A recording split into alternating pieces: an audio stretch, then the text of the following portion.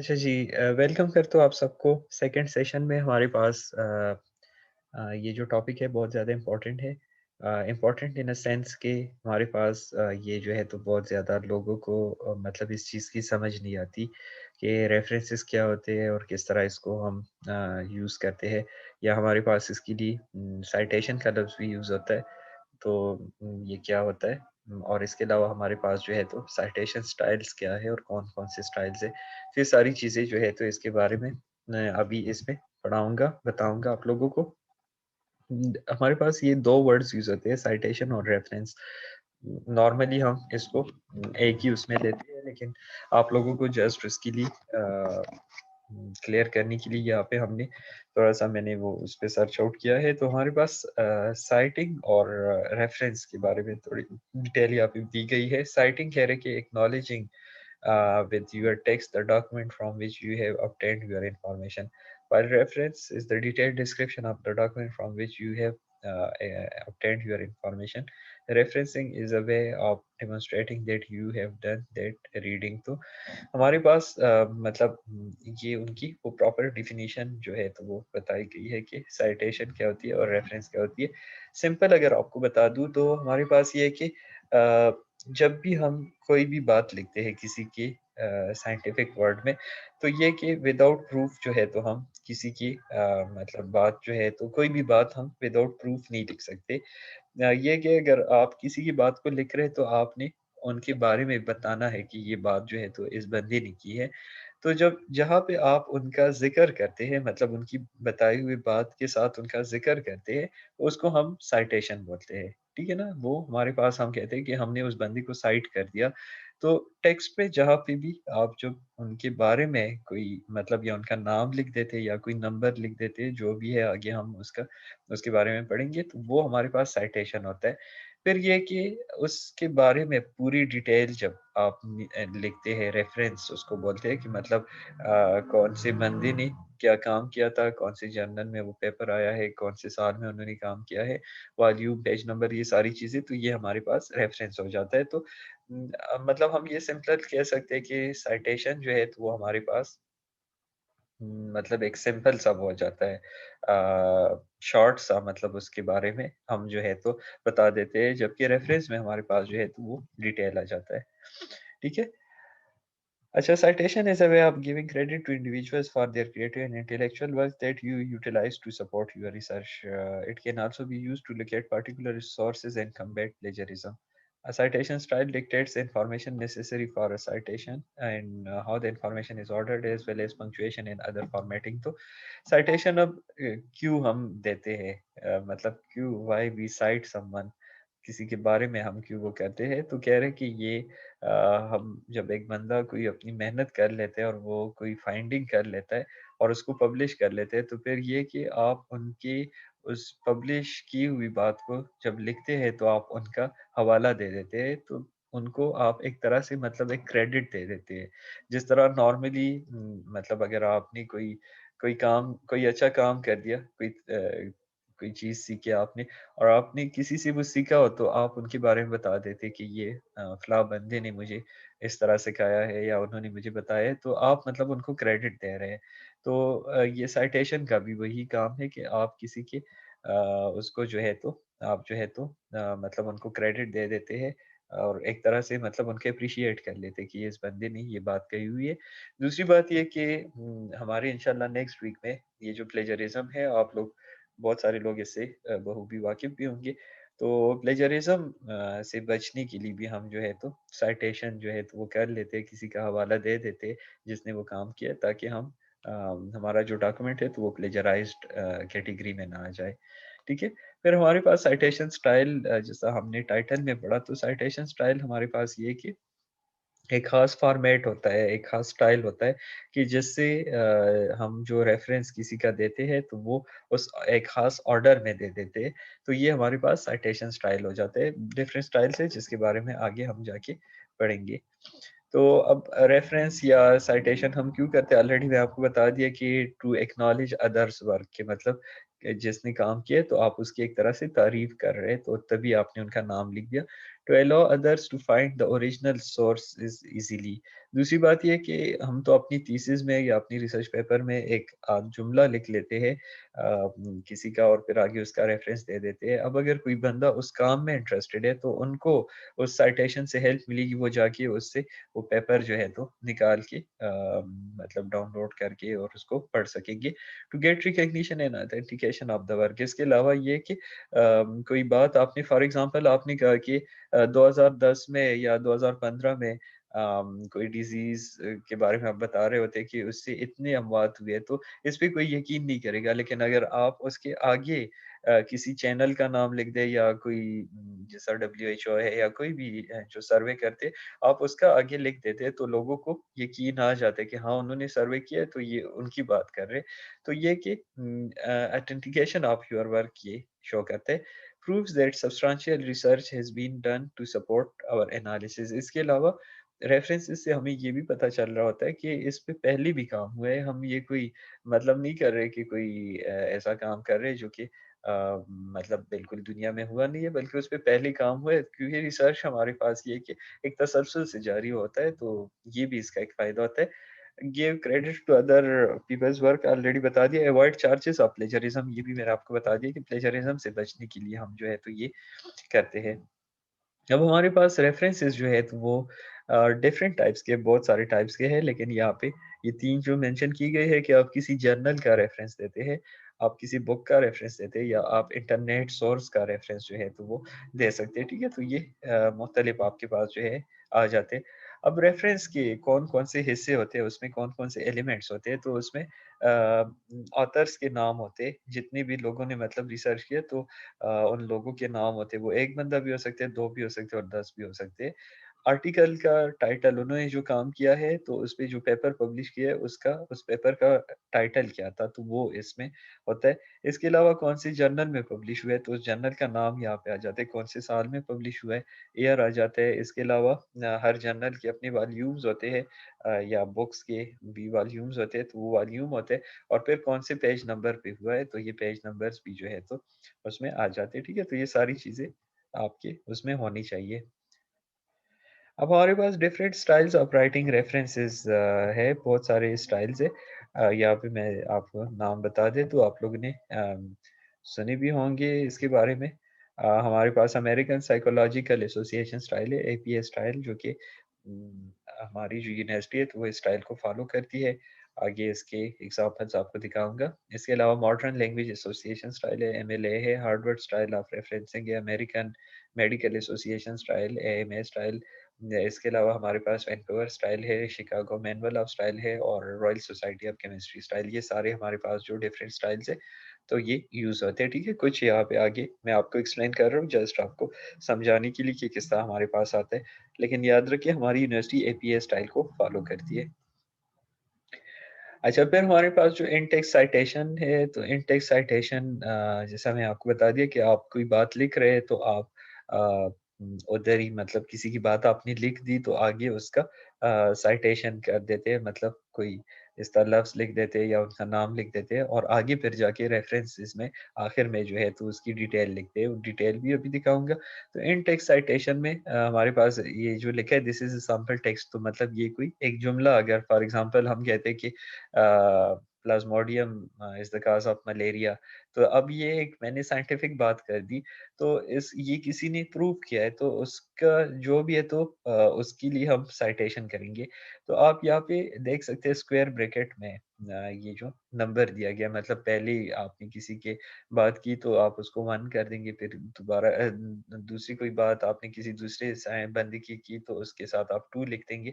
मतलब आप ये स्क्वायर ब्रैकेट में कर सकते हैं। इसके अलावा आप जो स्मॉल ब्रैकेट्स है तो इसमें कर सकते हैं। ये जो तीसरे नंबर पे है तो ये इसको हम सुपरस्क्रिप्ट बोलते हैं, या जिसको हम पावर बोलते हैं। तो मतलब नंबरिंग वाला सिस्टम हम करते हैं, लेकिन उसमें ये कि हमारे पास मतलब पावर के उसमें आ जाता है। फिर इसके बाद हमारे पास ये जो लिखा है, this is a sample text, और अहमद कामा 2010, तो ये मतलब हम नाम का वो कर देते हैं पहले जो ऑथर है, तो ये एक ऑथर का अगर पेपर होगा तो फिर उसका ऐसे आएगा। अगर 2 ऑथर्स होंगे तो हमारे पास अहमद एंड अली, मतलब अगर 2 बंदे हैं तो उनका आ जाता है और कौन से साल में उन्होंने पब्लिश किया है। यहाँ पे याद रखिए एंड को मैंने रेड किया है तो ये आपको शो कर रहा है कि मतलब एंड इस तरह लगेगा, सिंबल वाला लगेगा, पूरा एंड नहीं लगेगा। अच्छा, अगर आपके पास ओके, जैसे 2 से ज़्यादा लोगों ने काम किया है, 2 से ज़्यादा ऑथर्स सर है, तो फिर यहाँ पे हमारे पास जी, आपकी वॉइस में बहुत ज़्यादा डिस्टॉर्शन आ रही है। अभी ठीक है? हेलो?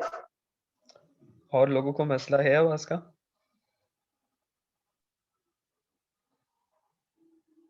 नो सर, नहीं है मसला। आप अपना इंटरनेट ठीक कर लें, ठीक है? बीच में डिस्टर्ब ना करें। तो हमारे पास ये है कि ये अगर आपके पास 2 से ज़्यादा अगर ग्रुप मेंबर्स है, मतलब 2 से ज़्यादा ऑथर्स है, 3 है, 10 है, 8 है, जितनी भी है, 2 से अगर ज़्यादा हो जाते हैं, तो फिर उस केस में हम ये जो लफ्ज़ यहाँ पे लिखा गया है एट अल, अहमद एट अल, ठीक है? तो एट अल का ये जो लफ्ज़ है, ये ग्रुप के लिए यूज़ होता है और पता नहीं स्पेनिश या फ्रेंच जो भी एक लैंग्वेज है, तो ये उसका लफ्ज़ है एट अल। अब यहाँ पे आप देखिए ये इटालिक में लिखा गया है, मतलब नॉर्मल नहीं है, इसको थोड़ा-सा टेढ़ा करके, आई होप कि आप लोग इटालिक को जानते हैं कि इटालिक क्या होता है। तो ये टेढ़ा करके लिखा गया है इटाल और इसके बाद आप ये हर चीज़ को नोट करते जाएँ कि क्योंकि एब्रिविएशन है तो ईटी और स्पेस एएल, तो उसके बाद फुल स्टॉप लगा है। फुल स्टॉप लगाना इसमें ज़रूरी है, ठीक है? ये बहुत सारे लोगों को ये मसले होते हैं आगे और एज़ यू नो कि ये सब्जेक्ट हमने इसीलिए स्टार्ट किया है कि आप लोगों को थीसिस राइट अप में या आपके साइनॉप्सिस में मसला ना हो, तो इन चीज़ों को नोट करते जाएँ।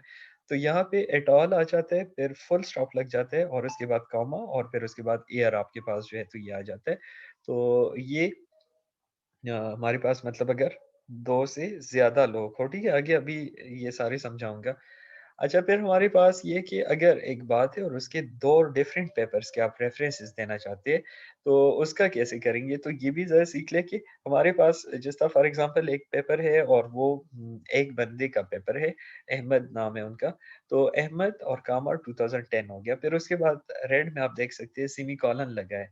सेमीकोलन उसके बाद स्पेस आ गया, फिर दूसरे बंदे का रेफरेंस। अब अगर दूसरे बंदे का रेफरेंस ऐसे है जिस तरह शाह एट अल है, ठीक है? तो शाह एट अल और फुल स्टॉप कॉमा 2014, लेकिन अगर ये दूसरा रेफरेंस ऐसे है कि उस पेपर के 2 ऑथर्स हैं, जिस तरह ऊपर अहमद एंड अली का है, तो आपने सेमीकोलन के बाद उसी तरह अहमद एंड अली कॉमा और 2008 लिखना है। तो मतलब 2 रेफरेंसेस को आप सेमीकोलन से जो है तो ये इसको अलग करेंगे। अब कुछ लोगों का यहाँ पे ये मसला होता है कि वो मतलब एक एक रेफरेंस को अलग ब्रैकेट्स में बंद करके और फिर दूसरे रेफरेंस को दूसरे ब्रैकेट्स में मतलब बंद करके वो लिख लेते हैं। तो इस चीज़ का भी अगर तीसरा है इस एक जुमले के आपने 3 रेफरेंसेस देने हैं, तो आप एक को करके सेमीकोलन से अलग कर दें, फिर दूसरे को करके फिर सेमीकोलन से अलग कर दें, फिर तीसरा आप दे दें, तो जितने आपके पास आते जाएँगे आप इसको सेपरेट करते जाएँ।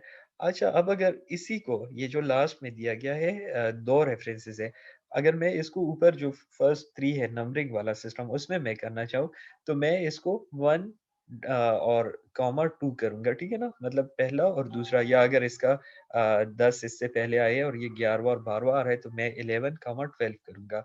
अब अगर यहाँ पे 3 रेफरेंसेस है, तो मैं इसको बजाय ये कि मैं 1 कॉमा 2 कॉमा 3 करूँ, मैं 1 डैश 3 करूँगा। ठीक है? तो ये सारी चीज़ें ये आप सीखें।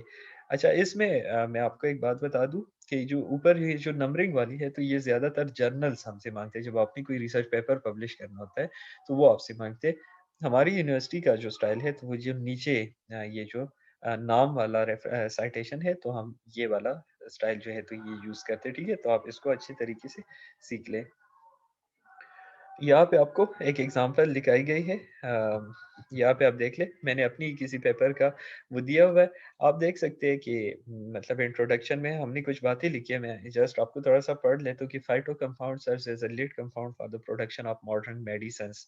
कि मतलब हमारे पास जो प्लांट से ली गई कंपाउंड्स होते हैं, तो वो हमारे पास मॉडर्न मेडिसिन बनाने में यूज़ होते हैं। अब ये बात तो हम किसी रेफ़रेंस के बगैर नहीं कर सकते क्योंकि इस पे तो किसी ने काम किया है, तो उन्होंने ये बात प्रूव की है और उसके बाद बताई है, तो मैंने उनका 1 नंबर रेफ़रेंस जो है तो वो दिया है।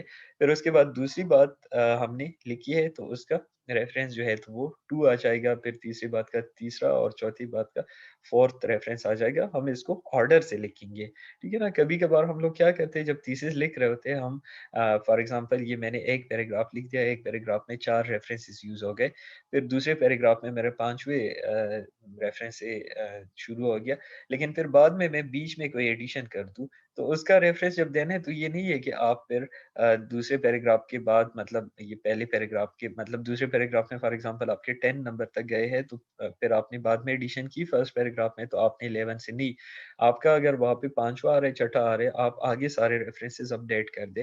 ये सीक्वेंस है, आपने नंबरिंग करनी है, ठीक है? ये एक चीज़। दूसरी बात, कभी-कभार ऐसे होता है कि फॉर एग्ज़ाम्पल मैंने ये जो फर्स्ट लाइन है, इसको मैंने 1 नंबर रेफ़रेंस दिया, ये मैंने ख़ास पेपर से लिया है। फिर दूसरी बात मैंने दूसरे पेपर से लिए, तो मैंने उसको 2 नंबर दे दिया। तीसरी बात मैंने तीसरे पेपर से लिए, तो 3rd रेफ़रेंस उसको दे दिया। फिर ये जो चौथी बात है, तो फॉर एग्ज़ाम्पल ये मैंने दोबारा जो फर्स्ट वाला पेपर है, उसी से मैंने ये बात ले ली, तो फिर मैं उसको 4th नंबर नहीं दूँगा, बल्कि मैं उसको 1 ही दूँगा क्योंकि आखिर में मैंने वो पेपर एक ही मर्तबा अपने रेफ़रेंसेस में ऐड करना है, तो इस चीज़ का भी आपने ख्याल रखना है क्योंकि डुप्लीकेशन फिर आ जाएगी। अब यहाँ पे ऊपर देखिए इंट्रोडक्शन में आपके पास 1, 2, 3, 4 लिखा गया है, मैंने उसकी स्क्रीनशॉट नीचे ली भी है कि मतलब वो 1, 2, 3, 4 नीचे अच्छी तरीके से उसको हमने एक्सप्लेन किया, ठीक है? तो ये एक तरीकाकार होता है। मैं आपको दूसरा दिखा देता हूँ, जो कि हमने बात की है कि हम नामों से वो कर सकते हैं। तो नाम आप देख लें जैसा आपको येलो उसमें दिखाया गया है ये बेली 2004 है। तो रेफरेंसेस नीचे जो आखिर में आपके पास होते हैं, यू कैन सी अब यहाँ पे भी लोगों को इस चीज़ की समझ नहीं आती, वो जिस तरह नीचे आपको रेफरेंसेस में नज़र आ रहे हैं बेली केएम 2004 तो लोग इस तरह लिख देते हैं, नहीं आपने जस्ट लास्ट नेम को करके आगे कॉमा लगा के आपने एयर लिखना है। आपने जो फर्स्ट नेम की इनिशियल्स है या मिड नेम की इनिशियल्स है, आपने इसको जो है तो नहीं करना, ठीक है? तो ये आपके पास जो पूरे साइटेशंस है, तो उसके बारे में दिया गया है यहाँ पे। ये मैं आपके साथ फिर शेयर कर दूँगा।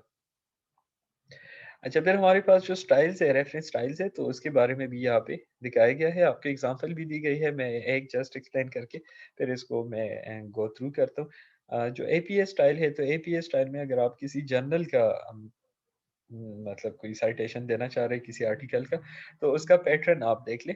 आपने फॉर एग्ज़ाम्पल यहाँ पे 2 ऑथर्स के बताए गए हैं। 2 अगर ऐसा कोई पेपर है कि जिसमें 2 ऑथर्स हो, तो उनका आपको पैटर्न बताया गया है कि ऑथर 1 का आपने लास्ट नेम लिखना है, ठीक है? फिर आपने उसके फर्स्ट नेम का इनिशियल कर लिखना है, लेकिन यहाँ पे आपने कॉमा लगाना है। जैसा फॉर एग्ज़ाम्पल मैं अपने नाम की एग्ज़ाम्पल आपको दे दूँ पूरा नाम मेरा काशिफ़ बशीर है, ठीक है? अब बशीर जो है तो that is my last name तो पहले बशीर आएगा, फिर उसके बाद कामा हो जाता है, फिर उसके बाद मेरे फर्स्ट नेम का इनिशियल आएगा, तो काशिफ़ का जो इनिशियल है, तो वो के आ जाएगा, ठीक है? तो मेरा जो नाम होगा, वो होगा बशीर, कामा और कैपिटल के आ जाएगा। फिर उसके बाद फुल स्टॉप लगा है, ठीक है? उसके बाद मिडल नेम का इनिशियल आ जाता है। अब अगर जैसा मेरे नाम में मिडल नहीं है, तो मिडल मतलब ये कि 3 नाम जिस तरह लोगों के होते हैं, तो उसमें फिर मिडल का इनिशियल आ जाएगा। मेरा नहीं है, तो ये कि मैं इसके बाद मतलब फर्स्ट की इनिशियल के बाद फुल स्टॉप लगा के कॉमा लगा लूँगा। जिस तरह बशीर, कॉमा के फिर फुल स्टॉप क्योंकि एब्रिविएशन हो जाता है एक तरह से, तो उसके बाद फुल स्टॉप ज़रूर लगेगा। फिर उसके बाद मैं कॉमा लगा लूँगा। फिर उसके बाद अगर दूसरा ऑथर है मेरे पास तो उसके लास्ट नेम फुल लिख दूँगा, फिर उसके बाद कॉमा करके फर्स्ट नेम का इनिशियल, फुल स्टॉप, फिर मिडल नेम का इनिशियल, फिर उसके बाद फुल स्टॉप, फिर कॉमा। तो मैं ये इस तरह करता जाऊँगा। अब अगर 5 नाम है, तो मैं 4 तक इसी तरह कॉमे से उसको अलग करके फिर 5वें से पहले एंड लगा लूँगा। अब यहाँ पे जो इन्होंने पैटर्न आपको दिया है, तो ये 2 नामों का सिर्फ दिया है। तो इस वजह से पहले का मतलब वो हो गया, फिर उसके बाद आपके पास एंड लग गया सिंबल वाला, फिर दूसरे का जो नाम है तो वो लिख दिया। अच्छा फिर नामों के बाद आपके पास फुल स्टॉप लग जाता है, उसके बाद जो स्मॉल ब्रैकेट्स है तो उसमें आपने ईयर ऑफ पब्लिकेशन जो भी साल है 2010 में पब्लिश हुए 2015 में, तो आपने वो साल लिखना है, उसके बाद आपका फुल स्टॉप आ जाता है। फुल स्टॉप के बाद आपका टाइटल ऑफ द आर्टिकल आ जाता है। जो भी उस पेपर का टाइटल है तो वो आपने लिखना है। Again you will have to put a full stop, और फुल स्टॉप के बाद आपने name of journal in italics, मतलब टेढ़ा करके उसको इटालिक में करके लिखना है, ठीक है। उसके बाद कॉमा लगेगा, और उसके बाद आपका जो जो भी जर्नल है उसका वॉल्यूम नंबर लग जाता है। वॉल्यूम के साथ स्मॉल ब्रैकेट्स में इशू नंबर लग जाता है। अब कुछ जर्नल्स की इशू होते हैं, कुछ की नहीं होती। अगर नहीं है तो आप इसको सिर्फ वॉल्यूम नंबर करके कॉमा कर दें। अगर है तो वॉल्यूम के साथ आप स्मॉल ब्रैकेट में इशू नंबर लिख के कॉमा लगा लें। और फिर उसके बाद आपने जो स्टार्ट पेज है और डैश लगा के एंड पेज, और उसके बाद आपने फुल स्टॉप करना है। आप नीचे एग्जांपल साथ देखते जाए। एग्जांपल में आप देख ले, सिर्फ एक ऑथर का यहाँ पे दिया गया है, सिल्वा कॉमा एल, ठीक है। उसके बाद फुल स्टॉप लगा है, फिर ब्रैकेट में 2007, फिर फुल स्टॉप है, फिर उसके बाद जो भी टाइटल है पूरा ये जो ब्लैक में आपको नजर आ रहा है, उसके बाद अगेन फुल स्टॉप लगा है। फिर इंफॉर्मेशन सिस्टम जर्नल, ये जर्नल का नाम है, उसको इटालिक में किया गया है। उसके बाद कॉमा लगा है, 17 नंबर वॉल्यूम है, 2 नंबर इशू है। फिर उसके बाद कॉमा लगा के 165 पेज से लेकर 183 पेज पे जो है तो ये पेपर मौजूद है। अब ये बहुत ही ज़्यादा आसान है। आप जाके इस जर्नल का अपना आजकल तो सारे जर्नल डिजिटल होते हैं, तो आप इस जर्नल की वेबसाइट पे जाके आप वहाँ पे आपके पास ईयर वाइज़ जर्नल्स आ जाएँगे। तो आप 2007 को पहले सेलेक्ट कर लें, फिर 2007 को सेलेक्ट करने के बाद आप उसका 17 नंबर वॉल्यूम सेलेक्ट कर लें। 17 में फिर सेकंड इश्यू आप सेलेक्ट कर लें, और सेकंड इश्यू के पेज नंबर 165 पे जब आप जाएँगे तो आपको ये वाला जो पेपर है तो ये उधर से मिल जाएगा, ठीक है? तो ये इसको हम रेफरेंस बोलते हैं। अब अगर इसी एपीए में आपने किसी बुक का रेफरेंस देना है तो उसका आप कैसे देंगे? तो नामों का तो वही सेम तरीका है कि ऑथर का लास्ट नेम आ जाएगा, मतलब पूरा नाम उसका लिख के, उसके बाद आप कॉमा करेंगे, फिर उसके बाद फर्स्ट नेम का इनिशियल, फिर अगर मतलब उनका उस फुल स्टॉप लगा के अगर मिडल नाम उनका है, अगर 3 वर्ड से उनका नाम बने तो फिर आप मिडल नेम का इनिशियल करेंगे, फिर उसके बाद फुल स्टॉप लगा लेंगे।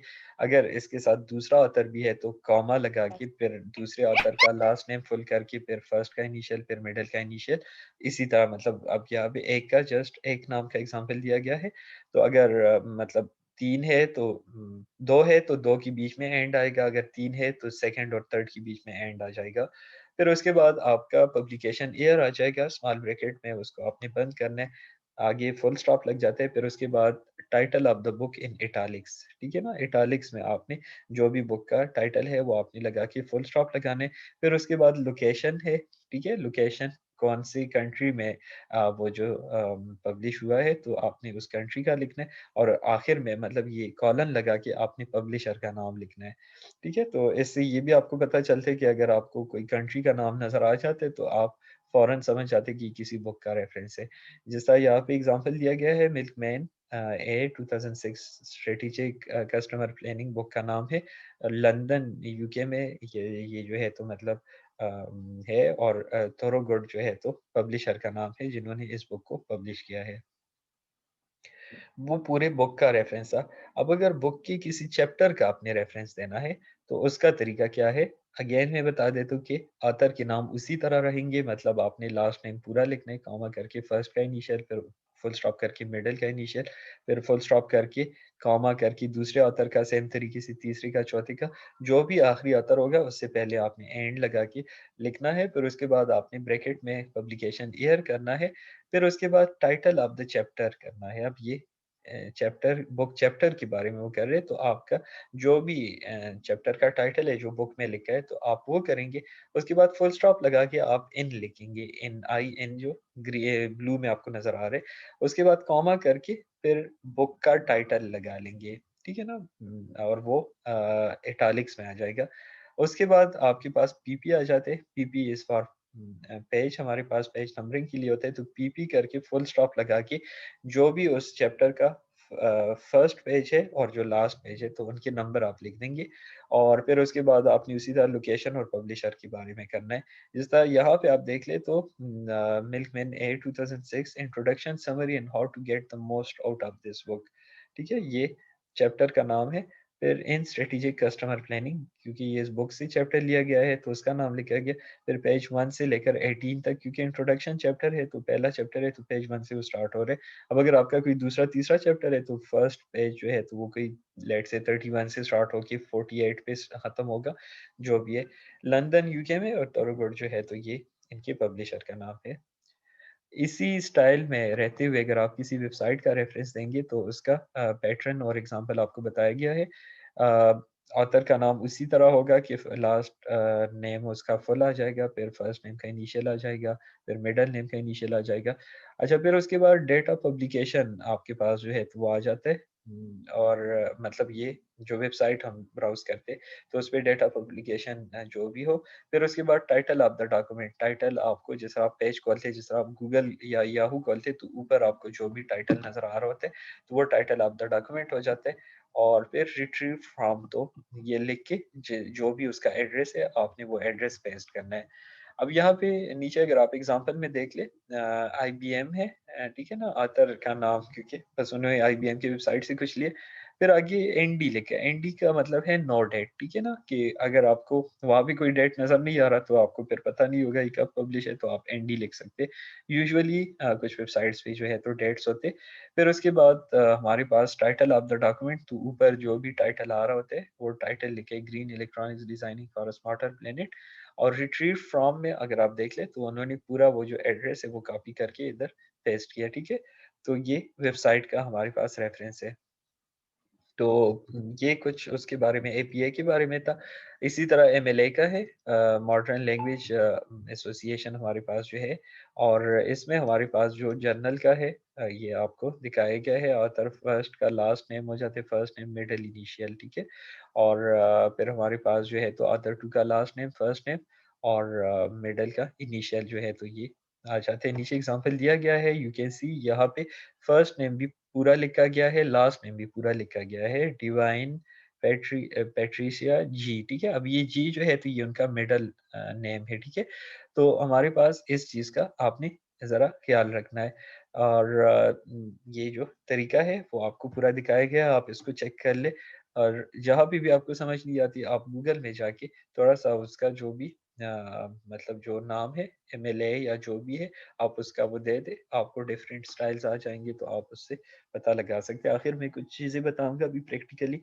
अच्छा, ये बुक का है, उसमें बुक चैप्टर है, हमारे पास वेबसाइट के बारे में है, हमारे पास इसी तरह हार्वर्ड स्टाइल है, इसमें हमारे पास जो भी स्टाइल्स है, जर्नल, बुक, बुक चैप्टर और वेबसाइट का, ठीक है। एएमएस स्टाइल के बारे में भी आपको दिखाया गया है, ये मैं आपसे शेयर कर दूँगा, फिर आप इसको देख लें।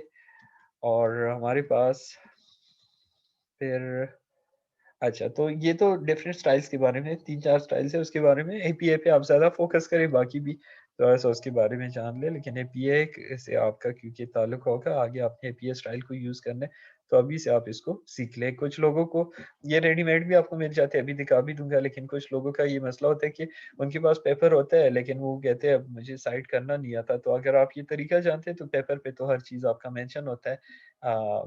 जर्नल का नाम भी होता है, टाइटल भी होते हैं, पेज नंबर भी होते हैं, ऑथर्स के नाम भी होते हैं, सब कुछ होते हैं, तो आप खुद ही मैनुअली उसको कर सकते हैं, उसमें कोई इतनी मुश्किल बात नहीं है। अब किस तरह हम साइट करेंगे? तो 2 तरीके हैं। यहाँ पे मैं आपको ऑनलाइन है एक गूगल स्कॉलर के ज़रिए हम वो करते हैं, ठीक है? scholar.google.com, अभी आखिर में आप लोगों को इस पे वो दिखा दूँगा। और यहाँ हम डिफरेंट सॉफ्टवेयर्स को यूज़ कर सकते हैं। बहुत सारे सॉफ्टवेयर्स हैं, लेकिन उसमें सबसे इम्पोर्टेंट जो है इननोट का, जो ज़्यादातर इसको हम यूज़ करते हैं, इननोट, तो ये भी यूज़ कर सकते हैं, ठीक है? अच्छा जी, ये तो जस्ट मैंने एक हैंड ऑन प्रैक्टिस के लिए दिया था।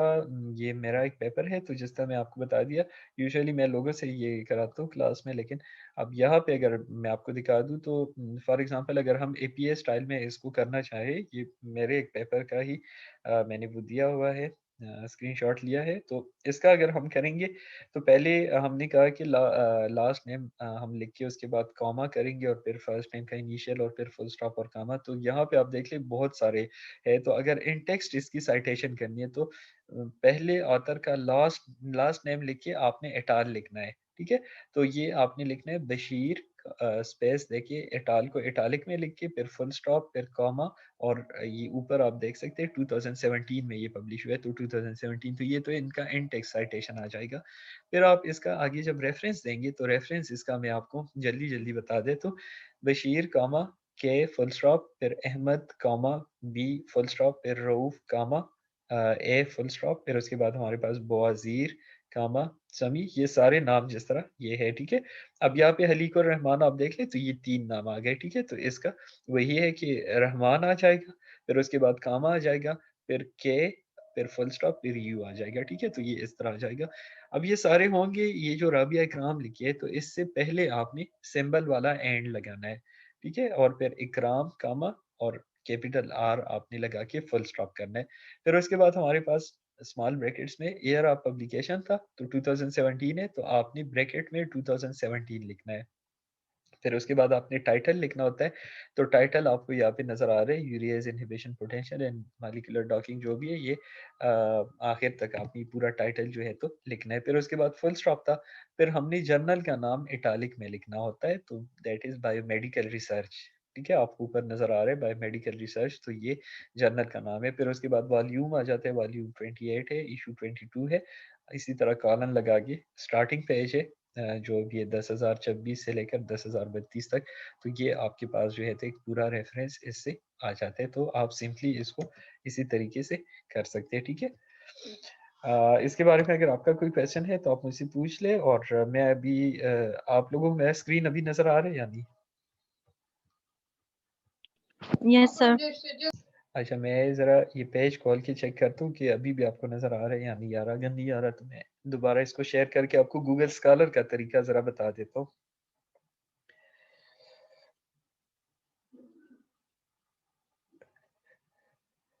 नज़र आ रहा है अभी जो मैंने गूगल क्रोम खोला है? No sir.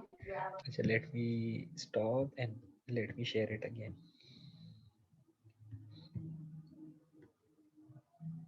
आई होप अभी नज़र आ रहा होगा। Yes sir.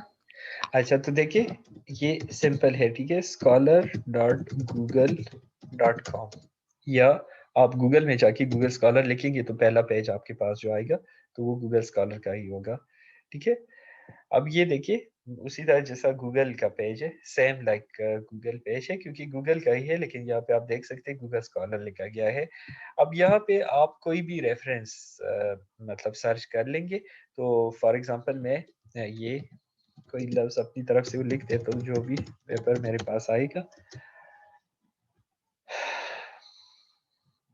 मैंने सर्च कर दिया, ठीक है, यूरियाज इनहिबिशन, मैंने जस्ट वहां से टाइटल में देख के अब उस पे जितनी भी पेपर्स है तो वो सारे मेरे सामने ये पेपर्स है। यहाँ से आप पेपर्स भी डाउनलोड कर सकते हैं अपने थीसिस के लिए, या जो भी है, बहुत सारे लोगों को इसके बारे में पता होगा ऑलरेडी। तो इस पे अब यहाँ पे मेरे पास वो डिफरेंट रेफरेंसेस आ गए। अब मैं क्या करता हूँ, यहाँ पे ये जो आपको 2 इन्वर्टेड कॉमास नजर आ रहे हैं, ठीक है, इस पे मैं ये ये देखिए, इस पे जब मैंने माउस ओवर कर दिया तो मुझे साइट का लफ्ज लिखा आ रहा है। मैंने इस पे क्लिक कर दिया तो यहाँ पे मेरे पास वो सारे इसका जो रेफरेंस है वो खुल गया है, ठीक है। और डिफरेंट स्टाइल्स यहाँ पे देखिए, एमएलए, एपीए, शिकागो, हार्वर्ड और जितनी भी है वो सारे मुझे दिखाए गए हैं। अब मुझे अपनी थीसिस के लिए फॉर एग्जांपल एपीए स्टाइल चाहिए, तो मैंने जैसे एपीए पे क्लिक कर दिया तो खुद ही सारा सेलेक्ट हो जाता है। मैं इसको कॉपी करके अपने उसमें पेस्ट कर दूंगा, तो बजाय ये कि मैं इतनी मेहनत करके खुद ही इसको मैनुअली बनाऊं, मैं इधर से रेडीमेड कॉपी पेस्ट कर सकता हूँ, ठीक है। लेकिन इसमें भी एक चीज़ है कि कभी कभार हम ये करते, यहाँ पे इनकम्प्लीट रेफरेंस होता है, मतलब या उसमें पेज नंबर नहीं होता या उसमें वॉल्यूम नंबर नहीं होता, कोई ना कोई चीज़ उसमें मिसिंग होती है। तो इसका ये मतलब नहीं है कि वो मिसिंग ही होगा, क्योंकि उसपे जो ओरिजिनल पेपर है उसमें सारी चीज़ें मौजूद होंगी। लेकिन लोग फिर इतनी ज़हमत नहीं करते कि उस चीज़ को जो है तो वो कॉपी पेस्ट मतलब दोबारा से देख के उसको मैनुअली कर ले, क्योंकि वो कॉपी पेस्ट भी चलते हैं। तो उस केस में फिर मसला यही होता है हमारा कि फिर मतलब इनकम्प्लीट आ जाते हैं। तो जब इवैल्यूएशन के लिए जाते हैं तो इवैल्यूएटर्स उस पे कमेंट्स लिख देते हैं कि रेफरेंसेस अपडेट नहीं है या रेफरेंस स्टाइल में कोई मसला है। तो आप फिर ये करें कि उस पेपर को, ओरिजिनल पेपर को निकाल के, जैसा अभी मैंने आपको एग्जांपल के तौर पे बता दिया, तो आप उसका पूरा रेफरेंस उधर से कंप्लीट करके खुद ही वहाँ पे आप पेपर पे पेज नंबर और सारी चीज़ें देख के इसमें जो-जो इनकम्प्लीट है तो आप इसको कंप्लीट कर लें, ठीक है? तो ये आपके पास है। अच्छा फिर कभी-कभार हम किसी जगह से कोई मतलब वो ले लेते हैं या कोई मतलब पेपर हमने ऐसे कॉपी किया होता है कि उसपे हमारे पास उसका मसला आ जाता है ये जो रेफरेंस स्टाइल है कि उन्होंने जो स्टाइल यूज़ किया होता है हमें दूसरा स्टाइल चाहिए होता है। फॉर एग्ज़ाम्पल मैं यहाँ कोई डॉक्यूमेंट खोल के उससे आपको कोई रेफरेंस कॉपी करके बताता हूँ कि मतलब हमारे पास ये कि लेट मी चेक अगर ये डॉक्यूमेंट मेरा ओपन होता है तो हमारे पास मतलब जिस तरह फॉर एग्जांपल आपने किसी जर्नल से लिया and for example they have used MLA style but you need APA style तो उसका भी आपको आसान करके बता देता हूँ। ये देखिए अच्छा जी मैं यहाँ से कोई रेफरेंस किसी स्टूडेंट का वो कॉपी करके आपको बता देता हूँ। ऑल्दो कि मैं ये थीसिस अपनी स्टूडेंट की यूज़ कर रहा हूँ तो ये तो एपीए स्टाइल होगा, ठीक है? ऑलरेडी ये एपीए स्टाइल में उन्होंने किया है बट ये देखिए मैंने एक रेफरेंस कॉपी कर दिया है और मैंने उसको पेस्ट कर दिया इधर गूगल स्कॉलर में आके और मैंने उसको सर्च कर लिया। अब जब मैंने वो सर्च कर दिया तो क्योंकि मैंने एक स्पेसिफिक रेफरेंस को कॉपी पेस्ट किया तो मेरे पास रिजल्ट सिर्फ एक ही आ रहा है क्योंकि उसी का ही रिजल्ट आएगा।